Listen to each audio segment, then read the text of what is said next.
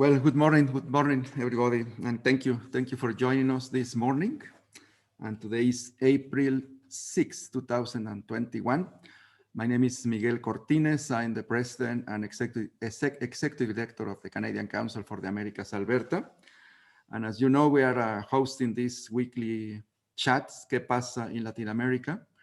And we're inviting different experts to discuss different topics in Latin America, in the energy sector and in other sectors as well. And this morning, I have the pleasure of having with me Dr. Juan Carlos Botero. Good morning, Juan Carlos. Good And morning. also, Nice to be here with you, and thank you for this invitation. Hope we can have a really nice chat. excellent. Thank you, Juan Carlos. And also Ricardo Chona. How are you, Ricardo? Good morning. Good morning, Miguel. It's a pleasure to be here, and thank you very much for the invitation and this opportunity to share some insights on Colombia. Excellent. Thank you very much. And yeah, today we are talking about Colombia. Colombia is a very important market for Canada. We have hosted different events in Colombia during the many years. And always there is a great interest in the country. There are some Canadian companies that are doing business in Colombia as well. And there is a very good relationship with Colombia and Canada. So today we divided the conversation into two sections, basically. Dr. Botero, he's going to give us an overview of Colombia and the opportunities in the market out of the oil and gas sector or the energy sector. And Ricardo is going to be more focused in the energy industry. So we're going to have two short presentations from them. And after we are going to have a Q&A. So we want to have these conversations very interactive. So please feel free to send your questions in the Q&A chat. And I think Ricardo and Juan Carlos are going to try to answer all your questions today. So I'm going to start by introducing Juan Carlos Botero, Dr. Juan Carlos Botero. He's graduated from the University of Rosario. He has a master's in business administration as well from the same university. He's an expert in strategic development, commercial, and in creating and developing new business and projects. He's the CEO of VPM Holdings. It's a group that develops different projects with the city of Bogota and other projects. He was the chair or the rector of the Colombo German University in Bogota. And previously, he was also regional manager with GoNet Colombia. And he was also vice rector with the Universidad La Gran Colombiana. And yeah, he has participated in different projects in different areas, in the technological sector, in the education sector as well. And yeah, we welcome Juan Carlos Botero. And Ricardo Chona, he's graduated from as a petroleum engineer from Montana Tech in 1988 and began his career as a field engineer with Texaco E&P in Colombia, South America. He continues his career as reservoir engineer for onshore heavy oil fields with steam stimulation and gas offshore field in Colombia. After completing his MSPE from New Mexico Tech in 1997, he worked as a senior reservoir engineer for Texaco shale fields based in New Orleans. He spent 4 years in Kuwait as a senior reservoir engineer for onshore. He moved back to the States in 2004. In 2005, he went to work with Amara Hess in business development, evaluating opportunities with the US, Canada, and South America. In 2007, he began working with Repsol in the USA as a business development manager for Latin America. And in 2020, he began consulting with Drilling Tech International as business development and project manager for Colombia. So welcome both Juan Carlos and Ricardo. And we are going to start with you, Dr. Botero, and the floor is yours. Thank you very much. Okay, we are going to have here a presentation of PowerPoint slides. So I'm going to have them right now. Please let me know if you are seeing them right now. Yeah, we can see the presentation. Well, right now it's Okay. black, but Right it's now, there. it's okay? Yeah, it's there. Okay, thank you very much about this opportunity. What we want to do is to show how Colombia is doing all over the world, how it's going on with all this pandemic, with all this COVID and all this stuff, and how things can be done in Colombia as well as we want.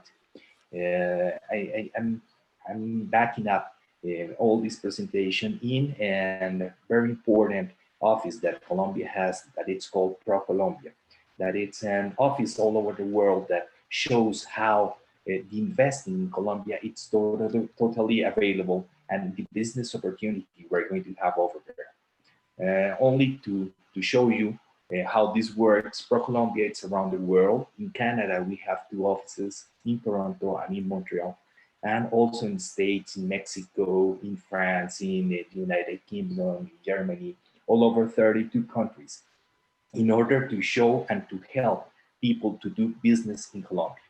But what does Colombia offers to you? Right now, we have a very responsible government that it's totally involved in all these health and all these COVID things that are working and moving on, and also looking forward for the economic development.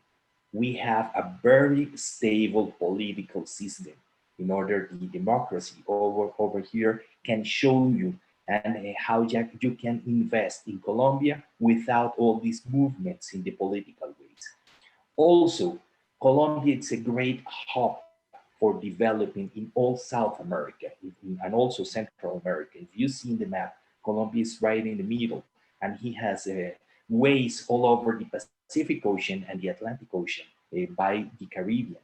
So we can be a hub to develop all things from South America to North America to Central America, even to Europe, because the opportunities are done all over here. We have a very good quality standards in TI in order to develop this kind of business all over there. I'm going to show you this later, and we can see how these opportunities are going to work all over here. And also we are leading all in the regional for receiving the foreign capital investments. We are ready to receive them and ready to develop that. How it's Colombia doing up with the vaccine, with all this COVID?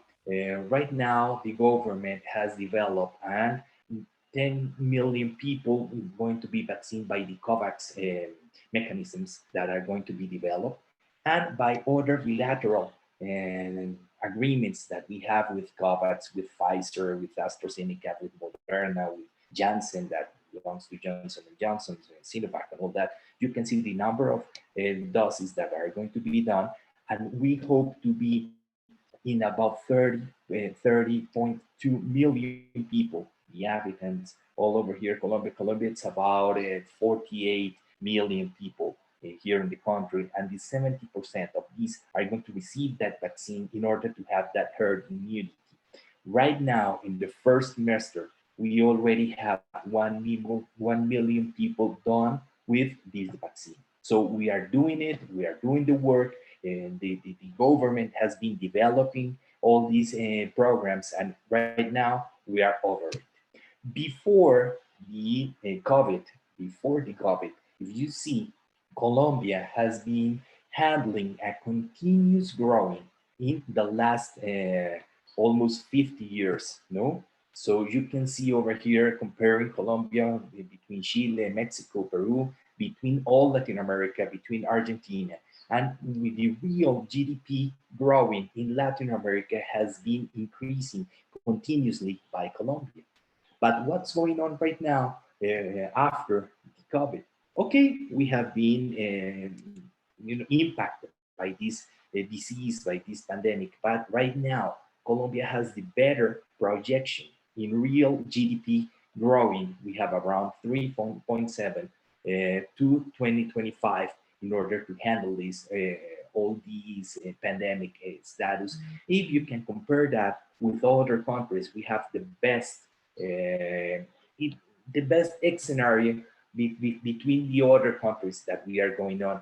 the prediction was that the whole region was going to decrease about 7.5%, and Colombia has been over 6.8%. So we have a very good opportunity over there.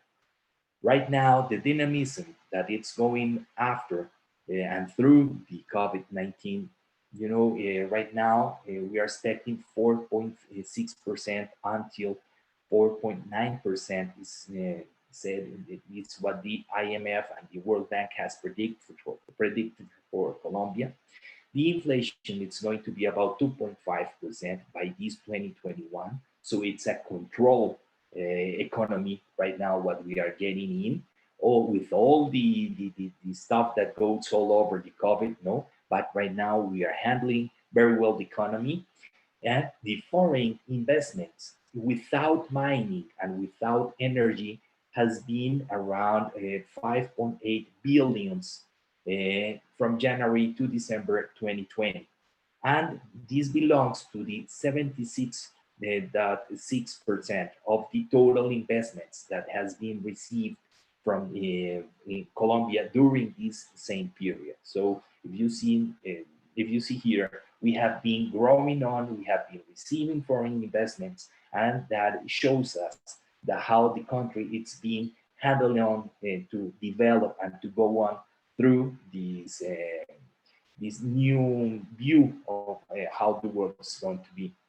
Right now, Colombia has been accepted to the OECD.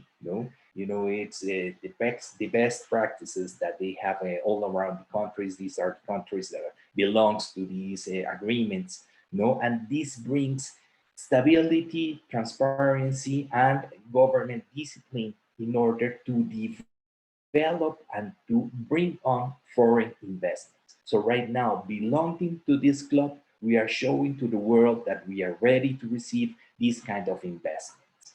Colombia, it's also part of the Pacific Alliance. Right now we are looking for international agreements. Right now we have agreements with Mexico, we have agreements with the US, we have agreements with Latin America. I'm going to show them a little bit better forward on.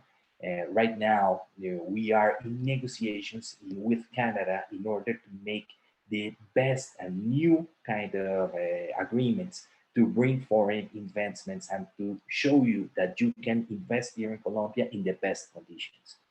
Okay. Also, we have been recognized for the private business development. The World Bank and doing business has shown that the credit access, Colombia has been the first in Latin America in order to get credit access, and also has been the first in Latin America to protect the small investors inside the companies and inside the sectors that are being developed here in Colombia. Also, the doing business has recognized in the world ranking that Colombia is in the 67, excuse me, in the 67 spot inside the companies that has been or are being studied by this doing the business indicator. So you can see here we are the third in the region.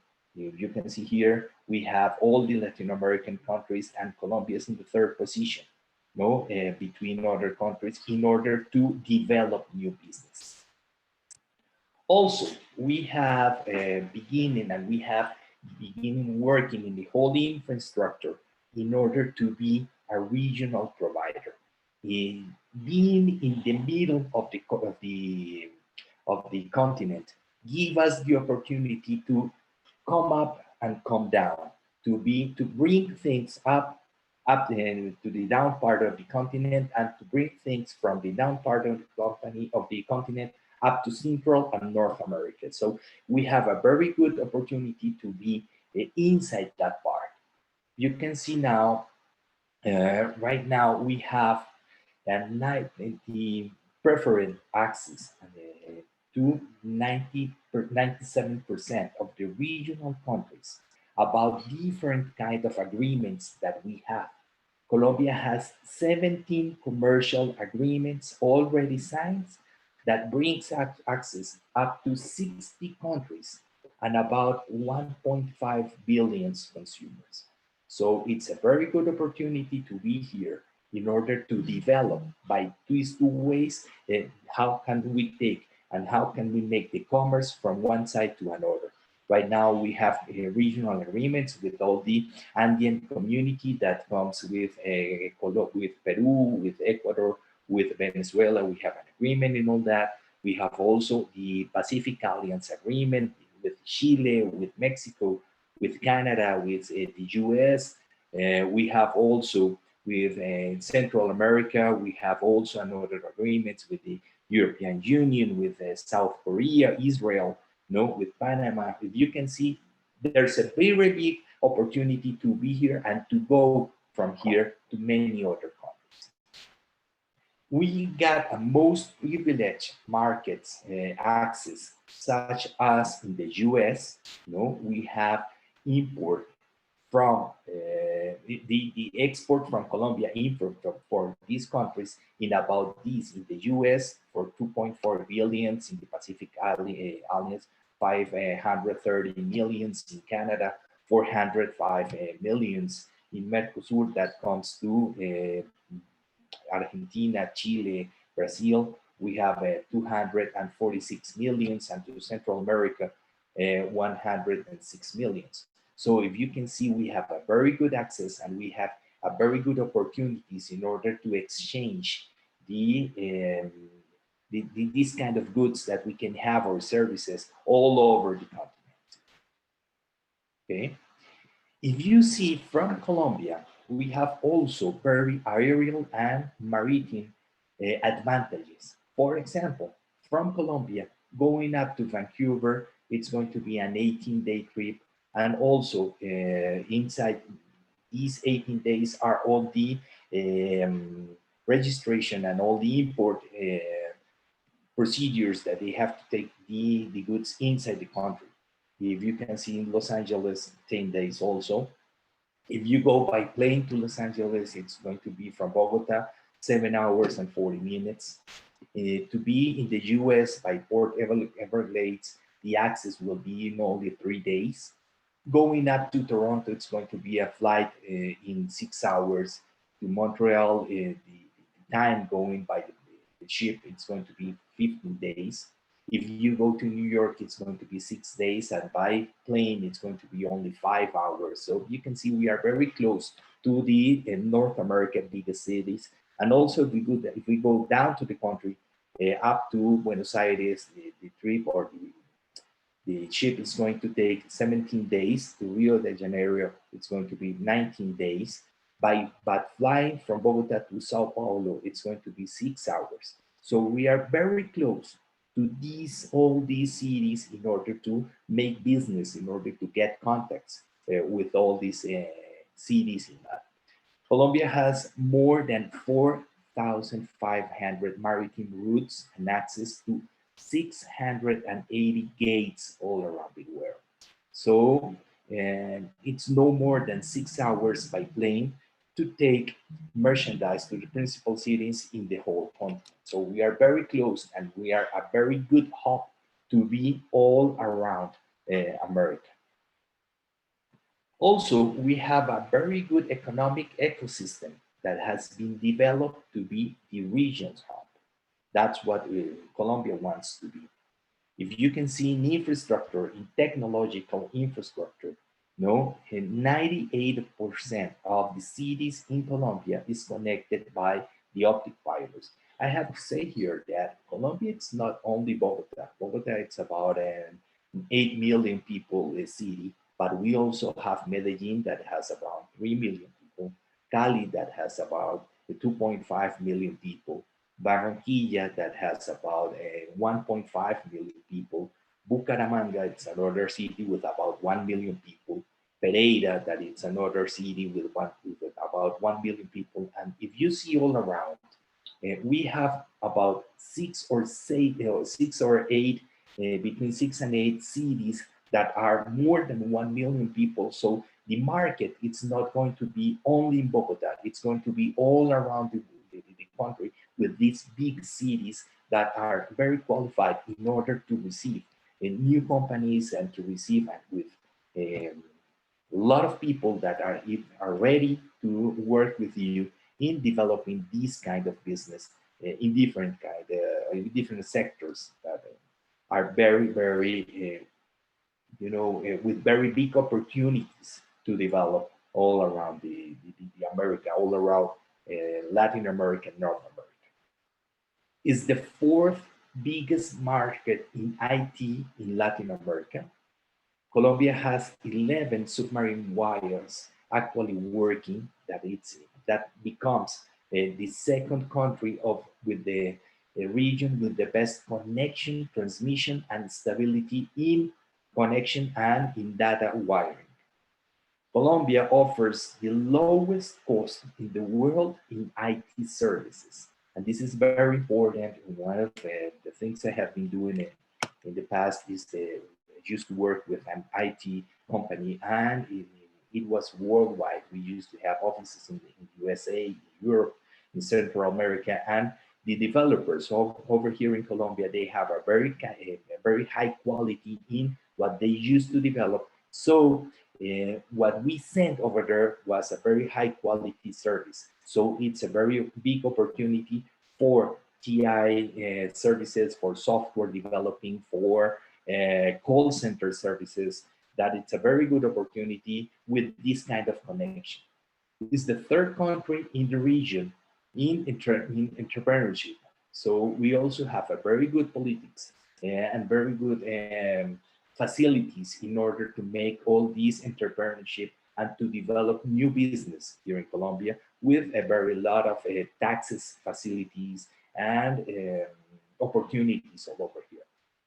The 66% of the internet access covers about 32.7 million users here in Colombia due to this connection by optic fibers all over the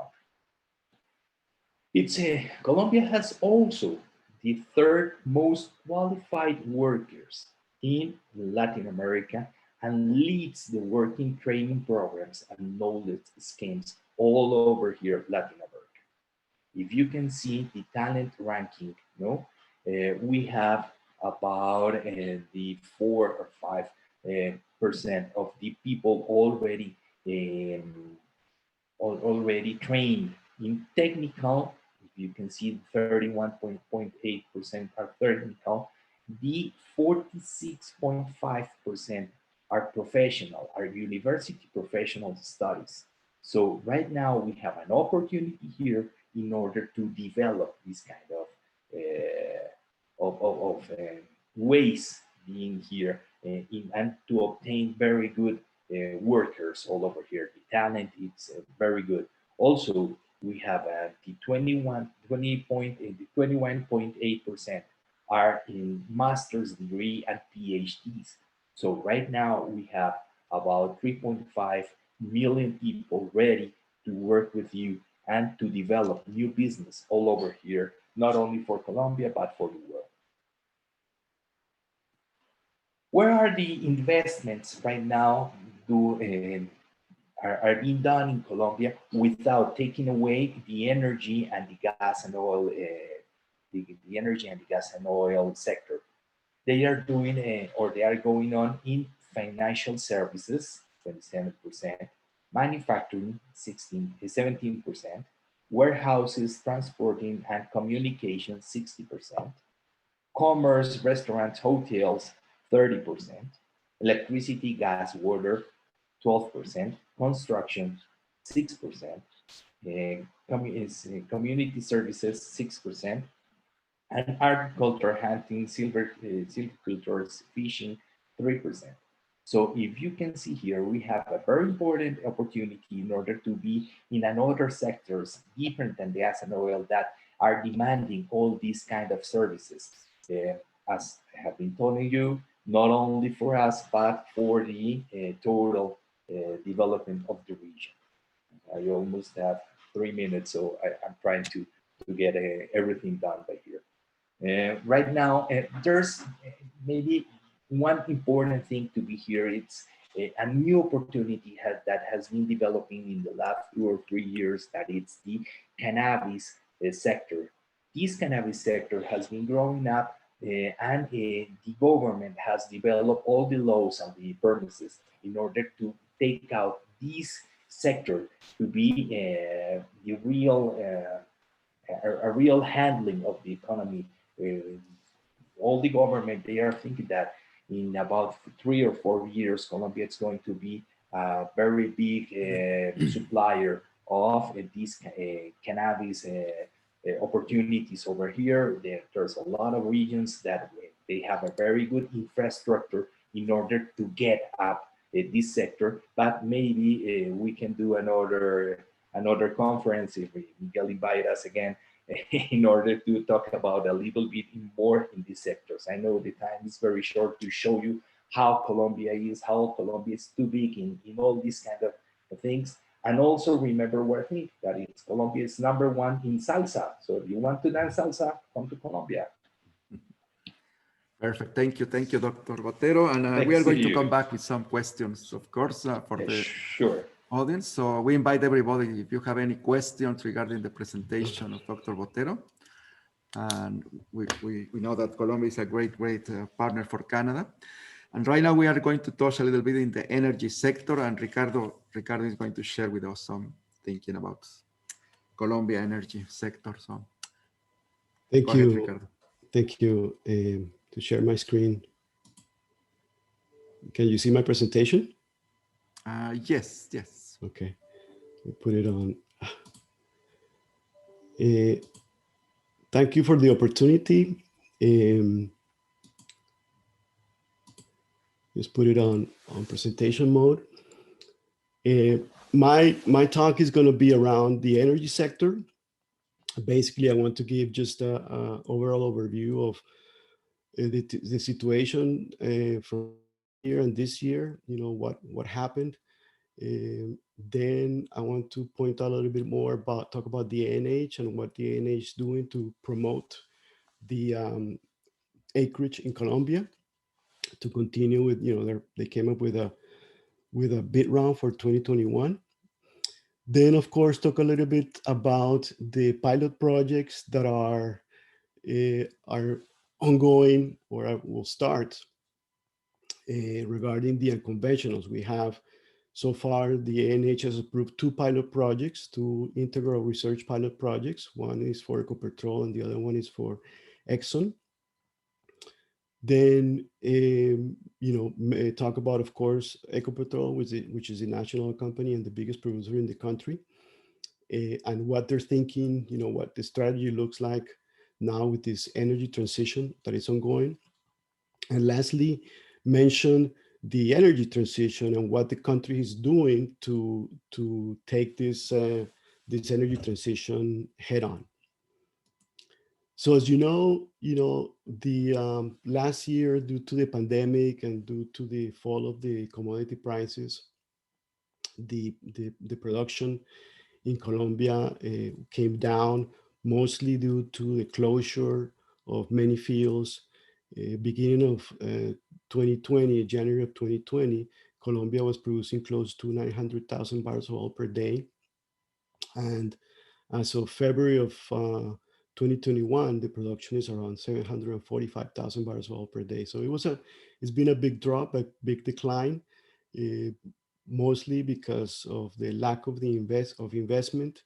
We see that the number of exploration wells has decreased dramatically from peak exploration activity back in 2012 of around 130 exploration wells drilled that year, to basically last year in 2019 a production of roughly 48 wells.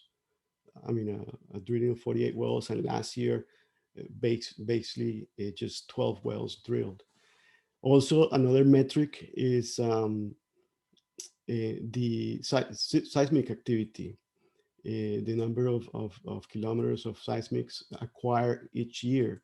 It's been a dramatic drop from, in 2019, roughly 5,400 kilometers of seismic acquired to just barely in 2020, just a little bit over 200 kilometers of seismic acquired.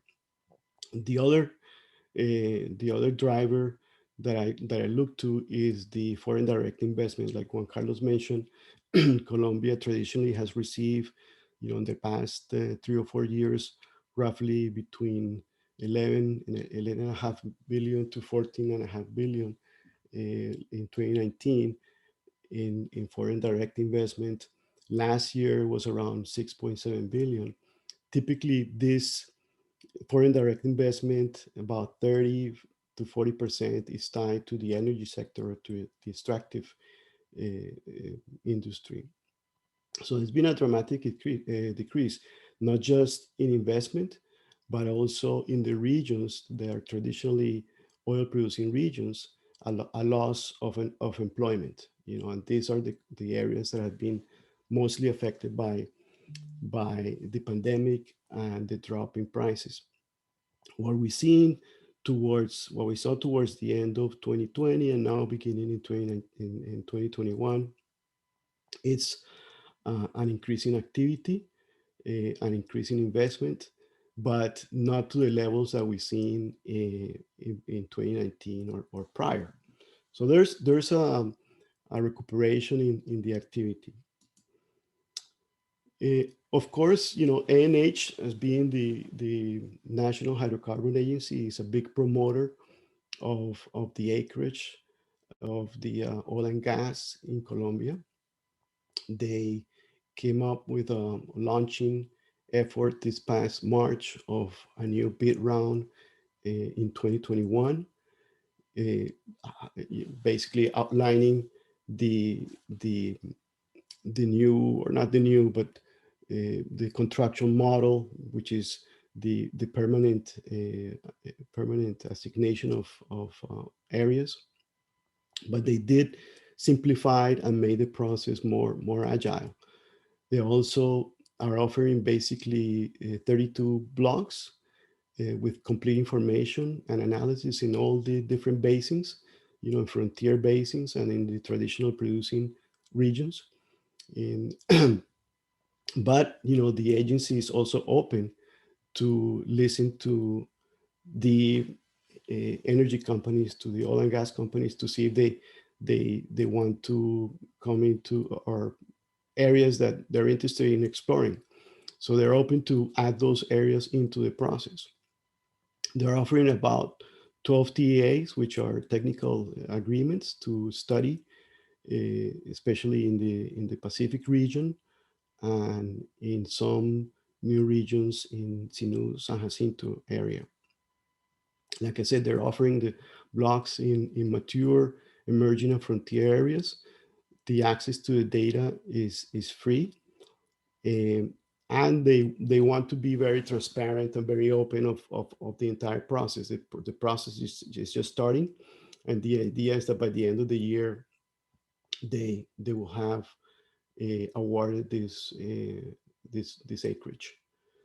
One general comment that the Armando Zamora made in this launching effort of the ANH, and to see what's in their mind, to understand what's in their mind, is that Mr. Zamora said, we have about 1,000 blocks that we can offer from now until 2040, and we want to promote these areas because we don't want these areas to be left unexplored and left the resource in the ground.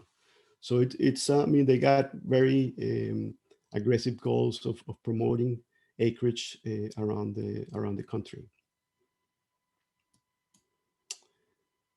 The other big, what's big on the news here in Colombia is the unconventional resources, and of course the fracking. So initially, through the ANH, they started offering acreage in the unconventionals since 2010. So it's been pretty much 10 to 11 years when the ANH started promoting the unconventional resource in Colombia. They estimated right now that in the La Luna formation and throughout the unconventional areas in Colombia, somewhere between 8 billion barrels and about 165 TCS of gas. So the resource is quite significant. You know, thinking that now the country has just basically 2 billion barrels of reserves, of book reserves. So they launched, you know, there's been talks with the communities. They launched these integral research pilot projects. Now Ecopetrol is leading one, which is the Calais project, and ExxonMobil is starting with the Platero, will start with the Platero project. And really what it is the way I see it is basically getting the communities where we're going to have those projects developed, getting them appeased and letting them know what's going on, what's going to be, how they're going to be affected if they are, especially from the standpoint of employment generation, making sure that, you know, they're following all the process, so there won't be any contaminations of the aquifer, and that in the end these communities will be positively impacted by the development of these resources. So basically a social licensing that they're looking for, you know, getting the buy-in from the communities, because the environmentalists and the NGOs are the ones that have been basically, in my mind, winning the battle, because there's been quite a pushback from the communities not to develop these resources. You know, it's the fracking, you know, issues with the fracking, issues with the pollution, and how they're going to be impacted. And when you look at it, the unconventionals could be a major driver for the economy and for generating employment, especially in the traditionally producing areas. You know, in the Middle Magdalena, in Llanos, in Putumayo, these areas are the ones that have been, you know, with the pandemic and with what happened in 2020, greatly affected, especially from employment loss and investment loss. So it's there. Um, like I said, you know, for the unconventionals, really it's what they're looking at, or for these research pilot projects, is obtaining that social license to operate in Colombia.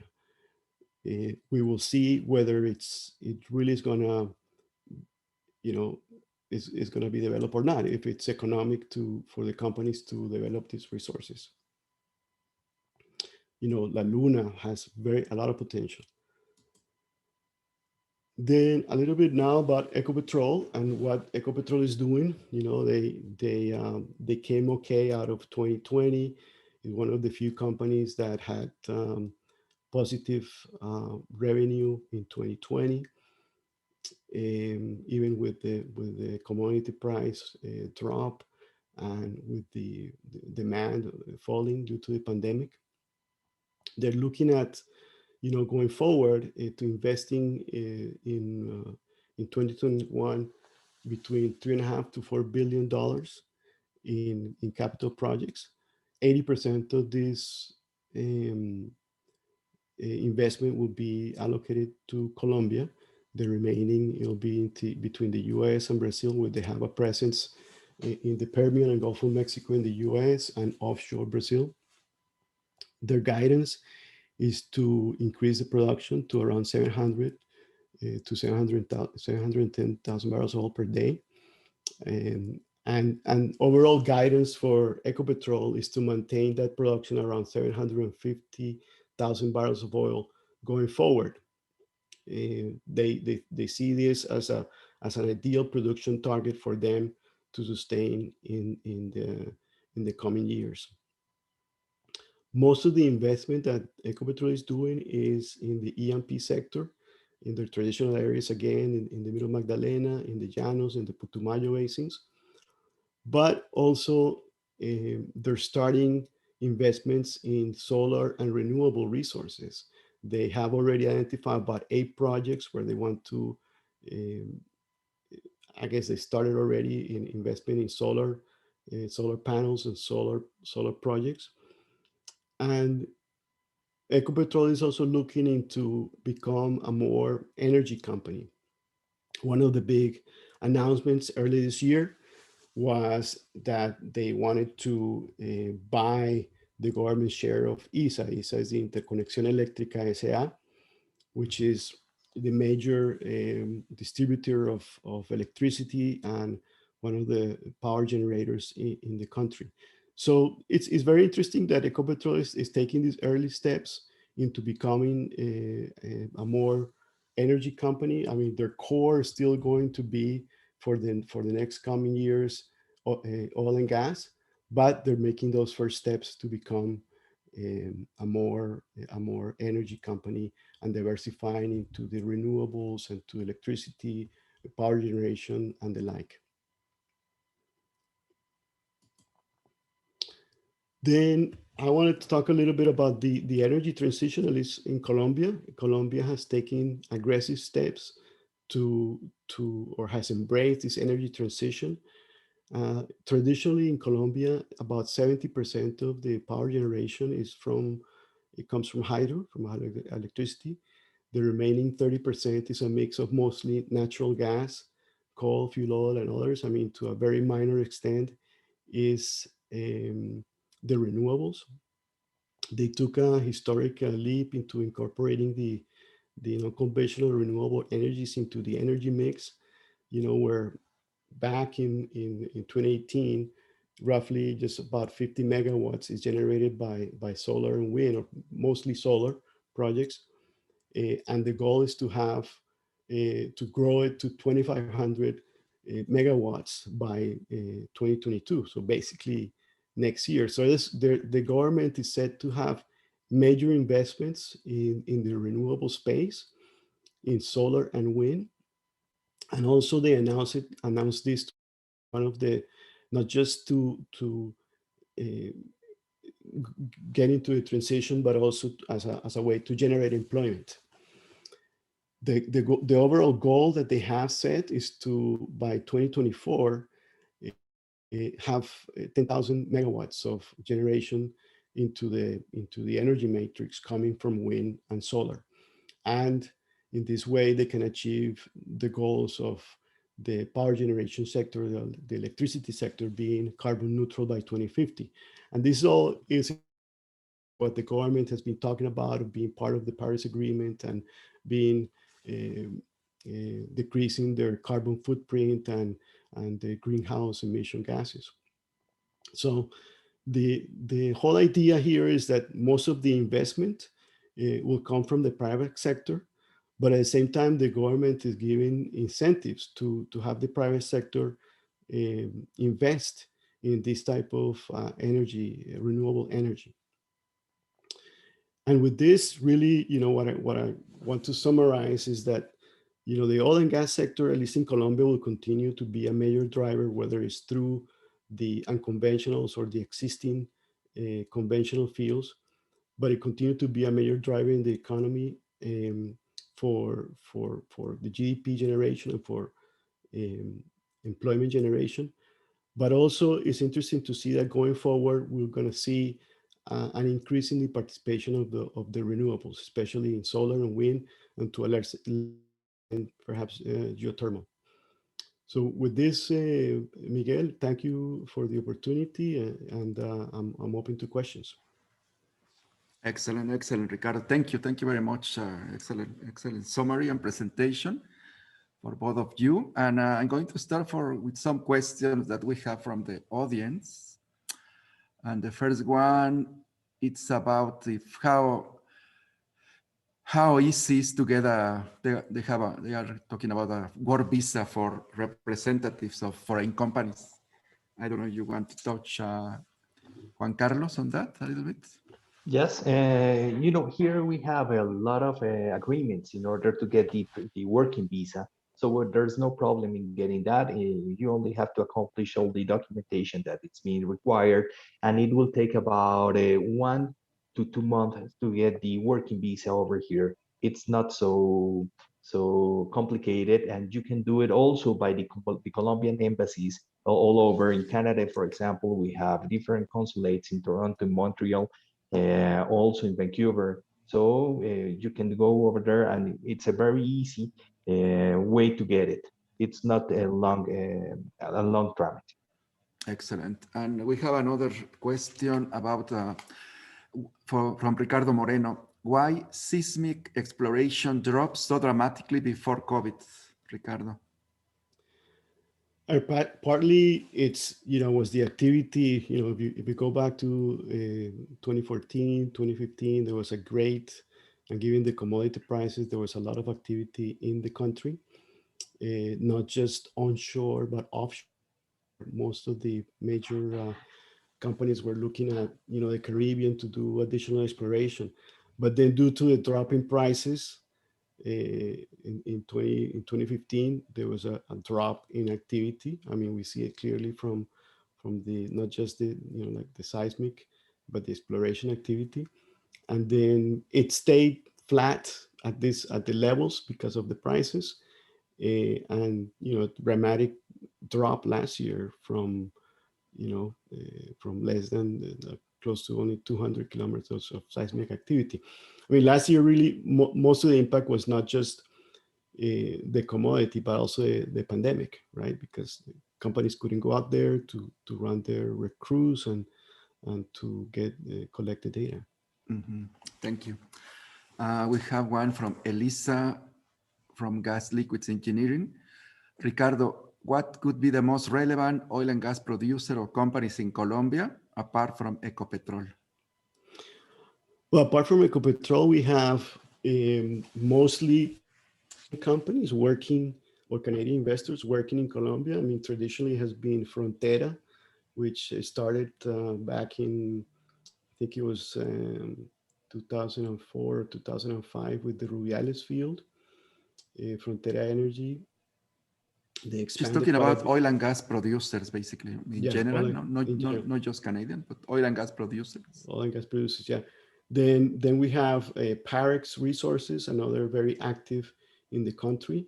We have Gran Tierra, also active in the Putumayo Basin. Geopark is another active producer in the Llanos. And then Canacol is the other company that is working in Colombia, and their focus is gas. I mean, there's a lot of opportunities to invest in the E&P sector. We saw at the peak of the activity back in 2012 and 2013, companies coming from Australia, from the US, from China, different companies investing from Petrobras, YPF, Repsol are the other companies active in the country. Mm-hmm. Excellent. Juan Carlos, I have a question. This is my question. Where do you see specific opportunities in different sectors outside of oil and gas or energy? Like, I know that you are very involved in IT, but where do you see right now after the pandemic? Where are the greatest opportunities in Colombia? You know that after all these disease and pandemics and all that, no, we have a lot of opportunities here. For example, in commerce, for example, in IT, the development, and all that software development and services and all that. In commerce, Colombia has a very good infrastructure in order to distribute all these goods and things that the merchandise that can go up under. There's a very good opportunity. Also, in hotels, in all the entertainment sector that it's being right now being developed, it also has a very good opportunity, for example, in filming, in all these cinema movies, creating and all that, no? In that sector, that could be a very good choice in order to get an investment over there. So we have a lot of opportunities in that, but maybe that could be the ones that the government wants to develop more than any other. Excellent, excellent. Thank you. We have for Ricardo as well from Jorge Milanese that he's going to be with us in 2 weeks. Ricardo, what are the plans for offshore exploration? Great to have a question from Jorge. For offshore exploration, the plans that they continue to be the major players are Ecopetrol is in joint venture with a Shell that came in and acquired some working interests um, from a prior company. I think it was BHP or Anadarko that got some assets. So Shell is very active offshore. Also, ExxonMobil is looking at some acreage. The same thing goes for Repsol and for Petrobras. Petrobras has a discovery that is pending to be developed. It's really, I'm surprised it hasn't developed because it's at the current, it's mostly gas. And what the companies chase offshore, what they found so far is gas. And the gas market is very interesting in Colombia. You have very good gas prices that are competitive for these companies to develop. So there's a plan from the different companies to continue with the activity offshore. Um, you know, in the offshore, they don't have the same issues as the onshore, but still, if you see ANH, they're still offering blocks offshore in the Caribbean, and they're also offering offshores in the Pacific area that needs to be developed, and they see a lot of potential in this area. Also, they traditionally the exploration has been in the Caribbean, very little in the Pacific. You know, they talk about having the similar trends that they see in Peru, in some offshore fields discovery, as well as Ecuador. So the activity will continue. I hope the activity continues at a greater pace that they had in the past, because they need to really ramp up the exploration activity. Excellent, excellent. There is another question from Bill. Is Colombia doing anything regarding waste to energy projects? Waste to energy projects, Mm-hmm. like what, taking In compost, yeah, in developing these waste and taking them and recycle them as energy in some kinds. Yes, they are doing some of these kind of things in by the cities. And right now we have two big projects in all that, one in Bogota and one in Medellin. They are developing and taking out in order to create compost. But this is a very small initiative that it's been there, so we have a very good opportunity in order to get that. Excellent. Thank you, Juan Excellent. Carlos. Any expectation for biodiesel and palm oil production? That's a good question. I mean, I know in the past, you know, when the energy prices were high, government pushed quite a bit biodiesel. Ecopetrol is one of the major producers of one producer of biodiesel with some projects. There are some private initiatives, but it's still not at the scale that you would like to see in order to make it more mainstream. The same thing happened with ethanol back in the, you know, when when the commodity prices were high. There are some initiatives with ethanol, but at current prices, and because um, just the way the market is in Colombia, this type of projects really hasn't really developed the way they should, right? In my mind, the government has to do something to incentivize this type of initiatives. Excellent. What about LNG opportunities? LNG opportunities. Well, the government in Colombia is consuming about a little bit over 1 BCF of gas per day. It's part of the energy matrix, and there's a lot of power generation uh, based on natural gas. Uh, Unfortunately, the way it is right now, in the foreseeable future, it looks like Colombia could become an importer of natural gas, because there hasn't been a major discoveries, even though a huge potential in the unconventionals to develop all that amount of gas, right? But so the government has a regasification facility in the Caribbean coast in order to be prepared to buy or to import LNG, and they're building one right now also in the Pacific. Unless there's a major discovery, with huge amounts of TCS of gas, it looks like, for the time being, the LNG is really the expectation is for Colombia to buy LNG rather than to export.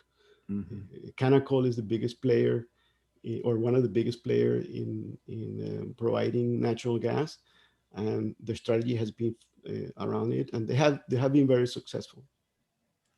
Excellent. Well, hopefully, Bill, your question was answered as well with that. From Cambis, who are the main players in EPC market for the renewables, and is geothermal projects considered in Colombia? I know that the players in Colombia, at least for the renewables, there's many. There's Celsia. There's also, Ecopetrol is starting to get into this area. There's other companies participating. The typical providers, whether they're government entities or private entities, they're offering, or they're adding to their mix solar projects and adding to the mix wind projects. There's some areas traditionally in Colombia, in the Guajira province, that is known for good amount of winds, and where they have typically located wind turbines for power generation, and also in some areas in the coast, in the Urabá Gulf is another area. For solar, it's been throughout. Regarding geothermal, I know there are some projects either being studied or starting some initial investments, but just more like on a research and investigation phase. I mean, Colombia could be, if the geothermal is in a proper way, Colombia has some areas where geothermal could be very, very interesting, and it could be a good source of energy provider, or energy into the mix of energy. Excellent, thank you. We have a few time, but let's try to answer all the questions. Any progress on CCUS in Colombia? I don't know what is CCUS. CCUS. Maybe Gonzalo, you can clarify this one, and we can go to the next one. Is Ecopetrol interested? It's from Benigno Rojas, this one. Is Ecopetrol interested in expanding their overseas investment in the oil and gas sector? If so, Alberta might be considered as a great alternative. Yeah, I mean, the focus of Ecopetrol, they have a presence here in the US, in the Gulf of Mexico for quite some time right now. They entered back in 2019, they entered the Permian with an agreement or a joint venture with Oxy, mostly to invest and to also learn from the Permian and how the unconventional is done.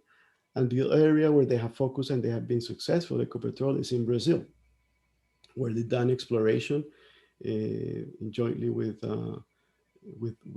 Petrobras and other players. They had a position in Peru through the investment they did with KNOC in Savia, but I understand this was divested. And they have a position in some acreage in Mexico, again in the Gulf of Mexico, in the Mexican side. I think the strategy for now for Ecopetrol is to focus on those areas, try to grow them organically. I don't think they're looking to do acquisitions, at least not outside Colombia for the time being. Excellent, excellent. Well, we need to invite Ecopetrol and talk about that. We need to invite Ecopetrol. Okay, is for the current ANH bid round, what is the deadline to bid for submissions? Do you know that? Yes, I mean they launched it. They launched it early this March. It's an ongoing process. Like I said, it's a continuation of the process they have of the permanent award of acreage. What they typically do, they have already the parameters for companies to qualify, and you can go in and submit the requirements for qualification.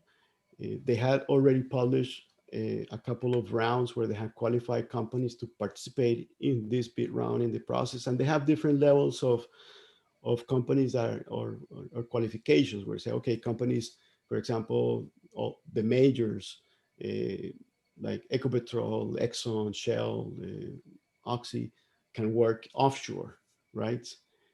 But they have other companies that only can work onshore and limited to some exploration activity or some areas. So the process is ongoing. I know ANH also is looking to perhaps lowers in some areas the requirements for companies to qualify in the process.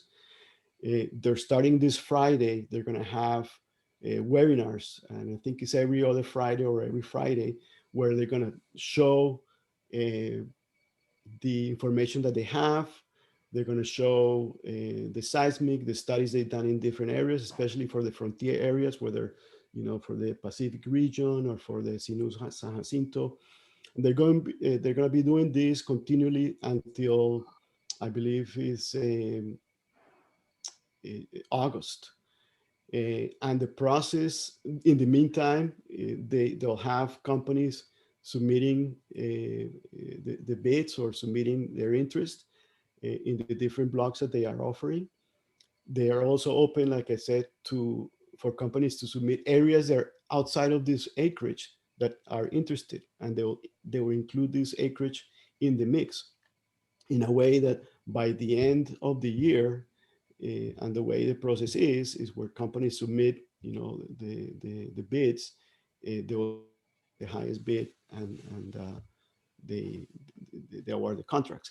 So, you know, just ANH is very transparent. If you go to the website, they have publications of all the requirements, how's the process going to be, all this information, the areas, the information, and the information is available to anybody. Excellent. The question from Mauricio before and the CCUS is the carbon capture and underground storage. Can you comment on that? Yeah, I can comment, but my knowledge is limited. I know Ecopetrol in the past has looked at some, and some other companies too, has looked at to the carbon storage underground. But as of right now, I'm not aware of any projects that are ongoing in Colombia for this type of carbon capture technology. I know it's been studied, you know, it's been looked at, but I'm not aware of anything right now being done. Okay, and thank you very much, Ricardo. Thank you. Juan Carlos, probably this is the last question of the day. From Gary. Gary, I hire many Colombian freelancers for software development projects, and I'm considering setting up an office in Bogota so I can hire more employees. What does the process look like to set up a Canadian-based company in Bogota? Okay, it's not so hard to do it. It's just easy. You have to establish over here a company. You can do it even bringing your company from Canada here and starting up a company with your knowledge, with your experience. And over here, you have a lot of people who has very good skills in order to develop software. I used to run a software factory, so I can tell you that the qualification of the people who are developers over here, it's very good and very easy to find them. And the conditions that if you compare Canada from here to Colombia, it's going to be a very big difference and a very big opportunity in order to develop whatever you need. So if you need any help, I can be available in order to help you by Miguel.